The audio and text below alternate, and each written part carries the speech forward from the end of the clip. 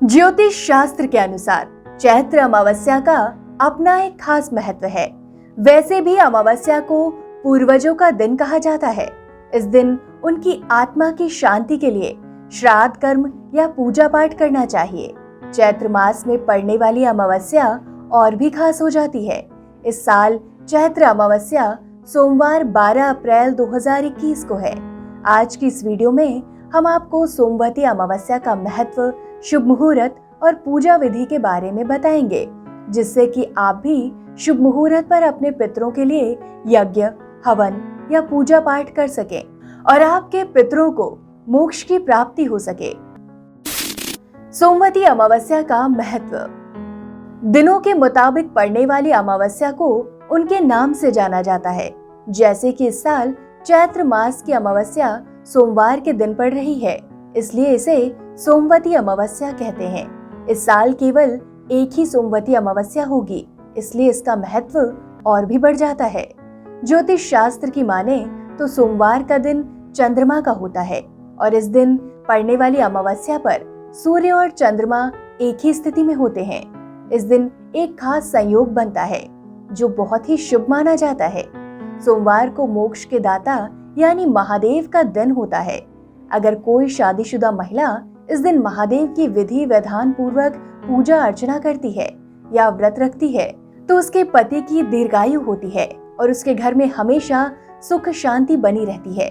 इतना ही नहीं, यदि कुंवारी कन्या इस दिन शिवलिंग पर जल अर्पित करती हैं और महादेव की पूजा करती हैं तो उन्हें मनोवांछित वर की प्राप्ति होती है।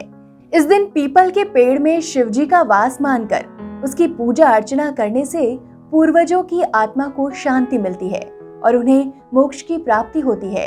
पितृदेव को अमावस्या का स्वामी माना जाता है, इसलिए अमावस्या के दिन पितरों की आत्मा की शांति और मोक्ष प्राप्ति के विशेष रूप से पूजा अर्चना की जाती है।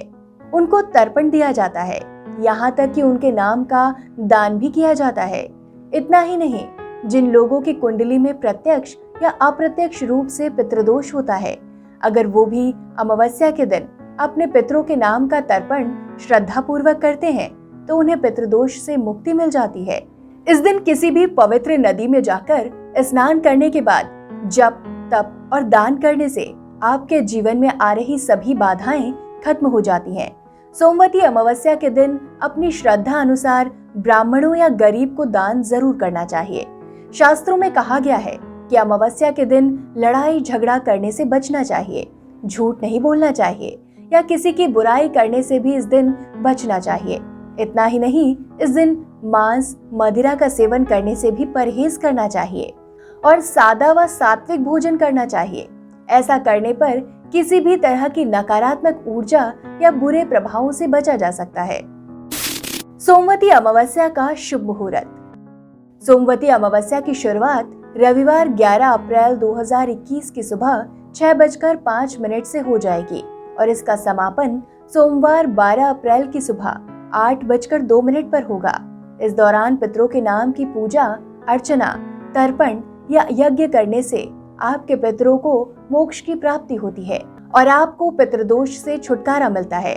इतना ही नहीं, इस समय पर पूजा अर्चना करने से आप पर भगवान की विशेष कृपा होती है और पितरों का आशीर्वाद मिलता है।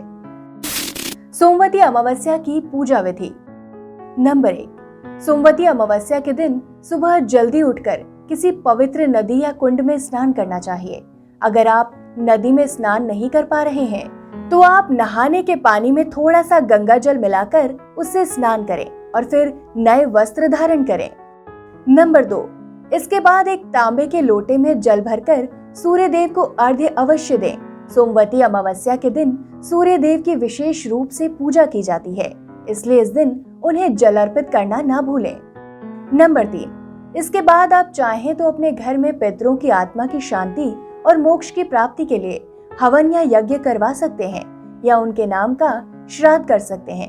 इतना ही नहीं, हवन होने के बाद ब्राह्मण को अपने पितरों के नाम पर अन्न, वस्त्र, सोना या अपनी श्रद्धा अनुसार कुछ भी दान दक्षिणा अवश्य दें।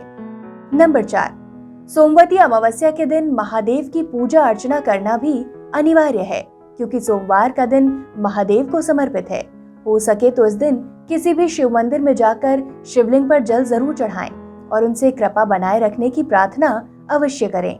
ऐसा करने से आप अकाल मृत्यु से बच जाएंगे। नंबर 5, विवाहित महिलाएं इस दिन पीपल के पेड़ में दूध, जल, पुष्प और चंदन अर्पित करें। उसके बाद 7 बार पीपल के पेड़ की बिना छुए परिक्रमा करें। ऐसा करने से आपके पति की आयु बढ़ती है और यदि आपकी संतान नहीं होती है तो आपको संतान की प्राप्ति होगी। यदि आपकी संतान है तो आपकी संतान के जीवन के सभी कष्ट और दुख दूर हो जाएंगे।